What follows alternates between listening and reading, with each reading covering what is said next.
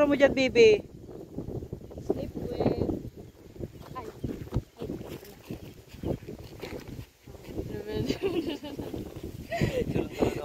Ang dami. Ang hirap, yung anak mo, ang hirap ayain. Ayaw daw sumama, ang dami niyang dahilan.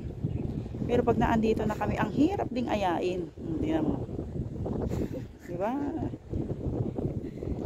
Ganyan yan. Ayan ang aking Mr. Editor. Napipilitan pang mag-edit. Sabi ko, tara na.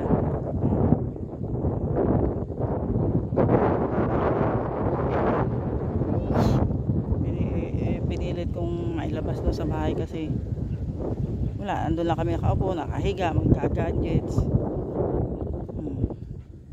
Tapos dalawang electric fan ang gumagana. Dito ang lakas ng hangin, nanonood pa ng playground.